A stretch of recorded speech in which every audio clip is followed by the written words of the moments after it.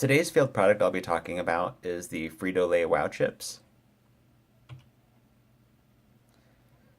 So they were introduced in 1998 as the healthier chip, and the claim to fame for these chips were there was no compromise on the taste, with no fat and only half or a third fewer calories.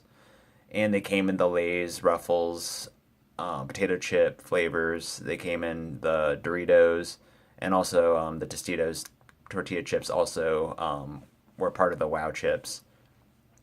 And the use of Olean, which is the brand name for Olestra, was the game-changing oil that was supposed to help bring this claim of the all taste, no fat or only half or a third fewer calories. And how the oil worked was that the molecules of the oil were too large to be digested through the body, and it would pretty much just go through the digestive tract unabsorbed. The Wow chips had a positive reception on the taste tests, and they were a short-term success, and also bringing in $347 million in 1998. However, there was a catch. What happens with eating Olean or Olestra products was your body didn't digest it. So it passed through the digestive tract unabsorbed, and that was when the stomach cramps and other gastrointestinal difficulties or inconveniences would occur. So with the downfall, as you saw, that what good marketing can do was it did have a short spike in the increase of sales, but as the symptoms came to light, the sales continued to decline due to the unfortunate side effect. And with the Olestra or Olean products, it affects everyone differently. No one knew how much consumption would affect them, so a lot of people didn't want to take that risk. And the USDA required Frito-Lay to use the label on the right of this slide for their Wow brand of potato chips. And prior to the presence of the label, there were also lawsuits against Frito-Lay due to many people encountering this unfortunate side effect.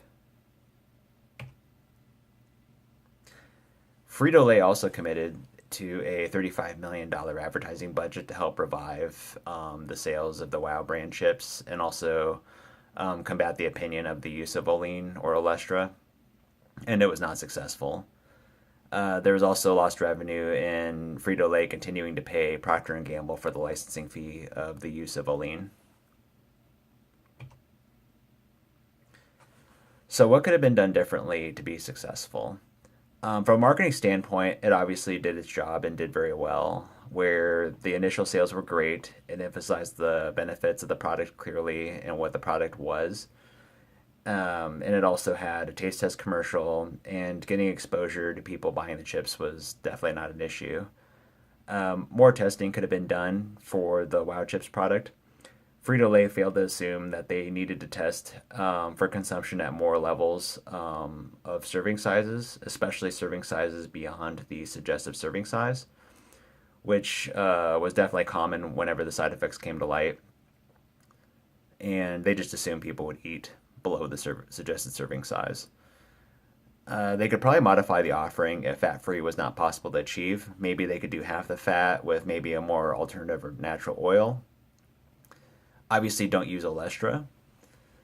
And they could have maybe used the Wow brand for different ingredients like an alternative oil, or use different spices for flavor, different breed of potato if they found that maybe there was a potato that was healthier. And maybe experimenting with different cooking methods, maybe like a pressure cook kind of method, or like an air fryer, less oil, or maybe different oil. And then some final thoughts. Lucky it didn't create long term damage to the brand after this whole Wow Chips fiasco. And in the mid 2000s, the Lay's chips started to use sunflower oil instead of cottonseed oil. And the claim was that it helped reduce saturated fat by 50%. Not clear if the Wow Chips experience led to this improvement, but it was just kind of something I kind of was wondering about. Anyway, but thank you for listening.